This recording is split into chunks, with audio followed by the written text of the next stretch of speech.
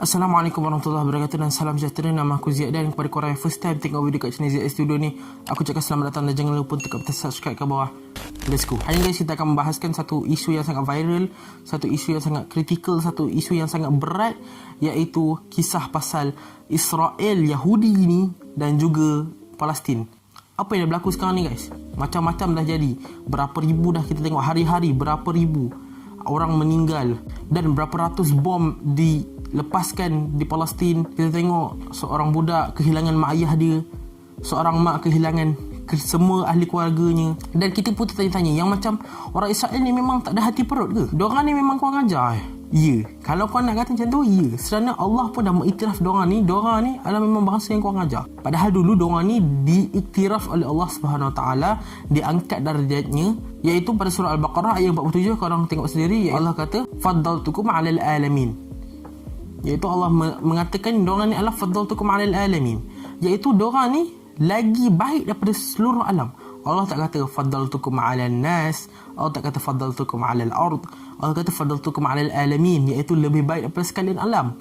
Tapi beberapa ayat selepas itu, pada ayat 65, Allah mengatakan, Allah kata kunu lakum qiratan khasiin. Qiratan khasiin tu maksud dia adalah kera yang hina.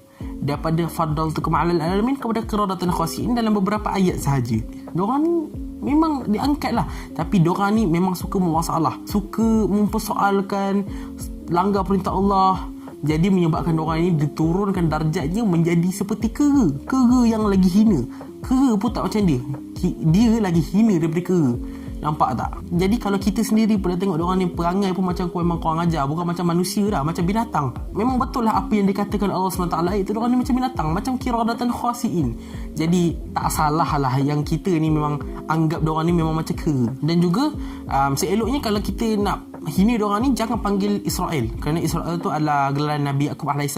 Seeloknya kita panggil dia Yahudi Zionis, rejim Zionis. So itu lebih baik lah. Dan daripada zaman dulu pun kita memang tahu dah, diorang ni memang bangsa yang suka membunuh Nabi. Kalau kita tengok yang antara rasul-rasul yang dibunuh lah, yang famous iaitu Nabi Zakaria dengan Nabi Yahya. Kalau kita tengok kisah diorang dulu tu, diorang dibunuh oleh bangsa Yahudi. Memang kurang ajar bangsa Yahudi ni. Banyak Nabi-Nabi yang dibunuh, dan diorang happy lagi dengan pembunuhan Nabi-Nabi tu. Dan Nabi Isa AS juga hampir dibunuh oleh bangsa Yahudi, tapi Allah mengatakan tak ada dia adalah untuk diangkat ke atas langit. So nasib baik tak jadi. Sebab itulah diorang ni memang bangsa yang masalah. Kalau tengok cerita pasal hari Sabtu, iaitu diorang mempermainkan arahan Allah. Cerita pasal Nabi Musa, bila Allah turunkan makanan daripada Safa dan Marwah, diorang nak makan kacang je. Macam-macam lah diorang memang banyak masalah lah. Kemudian bila diorang datang kat Palestin, diorang nak claim pula tanah Palestin tu. Allah SWT. Palestin pada tahun 15 Hijrah lagi, iaitu 1400 tahun yang lepas, dah berada di kekuasaan Islam, iaitu di tangan Islam tu, yang dibuka oleh Saidina Umar Al-Khattab radhiyallahu anhu. Kemudian pada tahun 1099 Masihi, tentera salib pula yang ambil alih. Maksudnya diorang rampas semua daripada Islam. Ketika itu diorang bunuh semua Yahudi dengan Muslim. Tapi ketika Saidina Umar Al-Khattab radhiyallahu anhu masuk tanah Palestin, dia tak bunuh, dia langsung tak bunuh, dia tidak meraihkan lagi. Diorang semua Yahudi, Nasrani semua takut dah. Tapi Sayyidina Umar buat apa? Sayyidina kata, tenang. Siapa yang duduk dalam rumah, kau takkan kena bunuh. So semua pun jadi happy. Tapi bila sampai kat tentera salib, diorang bunuh semua. Laki, perempuan, Yahudi, Islam, semua dibunuh. Kemudian selepas 10 tahun, Salahuddin Al-Ayyubi pula bangkit balik dan ambil semula daripada tangan tentera salib. Islam pegang semula sehinggalah kepada zaman Kekhilafahan Uthmaniyah. Kalau kau nak tengok macam mana jatuhnya Khilafah Uthmaniyah, kau boleh tekan kat atas ni, ada kena-mengena dengan kisah. Dan Sultan Abdul Hamid II, iaitu khilafah yang terakhir untuk umat Islam, dan khilafah yang terakhir yang berada dalam kekaisaran Khilafah Uthmaniyah. Ada seorang mama Yahudi ni, nama dia Theodorus. Dia jumpa dengan Sultan Abdul Hamid II. Dia kata, Sultan, aku boleh bagi berapa je yang kau nak, tapi kau bagi aku tanah Palestin ni. Tapi Sultan kata apa? Kau jangan, selagi aku hidup, seinci pun aku takkan jualkan, aku takkan bagi tanah Palestin ni ke orang. Sebab Sultan Abdul Hamid tahu berapa banyak syuhada, betapa banyak pejuang-pejuang Islam, tokoh-tokoh Islam yang mati kat situ, yang meninggal kat situ semata-mata untuk mendapatkan tanah Palestin tu. Kemudian selepas jatuhnya Khilafah Uthmaniyah, dah tak adalah orang lah yang nak membela dah tanah Palestin. Kalau tak dulu boleh ada Sayyidina Umar Al-Khattab, Salahuddin Ayyubi, lepas tu ada Sultan Abdul Hamid II, tapi sekarang dah tak ada dah. Jadi bila diorang dah tubuhkannya revolusi Turki, bila diorang dapat revolusi Turki, bukan Turki je yang buat revolusi tu, British, Perancis, dan ketika itu British dengan Perancis ni pandai. Diorang bagi-bahagikan, dan kemudian Theodore Herzl kata, macam ni aku bagi kau duit, aku bagi kau tanah Palestin. Dan ngam, okey. Sebab tu lah kata, diorang main-main jual tanah-tanah orang. Kemudian pada tahun 1917, dia bagi tanah tu dekat Yahudi. Tapi masa tu tak terbina lagi negara haram Israel. Kemudian pada tahun 1927, dah makin ramai orang masuk dalam tanah Palestin dah. Kemudian pada tahun 1937, populasi Yahudi dekat sana lagi banyak daripada populasi Arab dekat sana, orang asli ataupun orang Palestin lah. Dan akhirnya pada tahun 1948 terbinanya lah negara haram Israel yang sampai sekarang ni wujud di atas nama PBB ataupun di atas nama UN. Sebab UN lah yang menyokong pertubuhannya negara haram Israel tu. Perancis, Amerika. Janganlah pelik kalau kenapa kita minta UN untuk settlekan masalah human right dekat sana. Kita nak minta PBB untuk settlekan masalah human right dekat sana. Diorang tak buat. Sebab kenapa? Macam ni, kita yang buat rumah tu, adakah patuan? Ada orang kata, aku tak nak rumah tu. Kau pergi hancurkan rumah tu.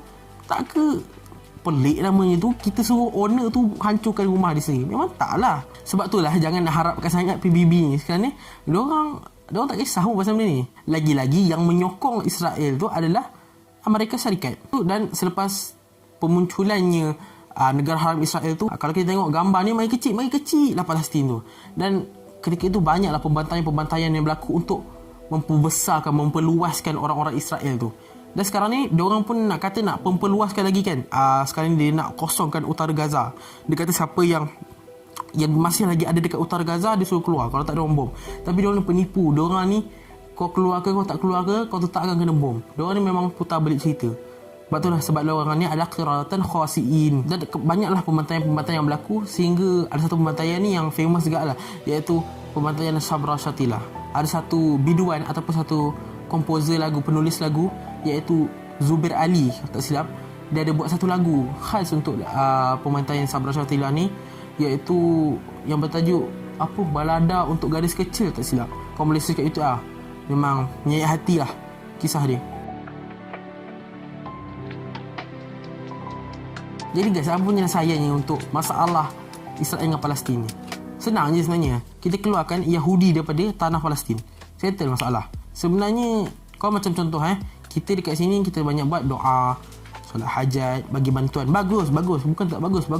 Tapi itu hanyalah satu jangka masa yang pendek. Contoh, saya bagi analogi mudah. Ada seorang kawan korang ni kena bully. Tapi kita bukan nak tolong mempertahankan dia daripada kena bully. Kita hanya bagi macam ni. Tak apalah, aku bagi kau ubat. Lepas tu kita macam daripada jauh je. Kau jangan bully lah. Tapi kita tak buat apa-apa pun. Sepatutnya apa kita perlu buat adalah kita report kat cikgu, bagi tahu dekat guru besar apa yang berlaku sebenarnya, dan kita hukumlah pembuli tu. Tapi kita buat macam tu, kita hanya bagi ubat. Itulah yang berlaku sekarang ni. Apabila Palestin dibantai, kalau kita tengok peta Arab tu, Palestin tu cinonet je. Tapi Aman, UAE, Arab Saudi bukan main besar lagi. Jadi sebenarnya sangat boleh kalau kita bagi bantuan ketenteraan kepada Palestin untuk lawan semula kepada Israel. Sebenarnya sangat boleh.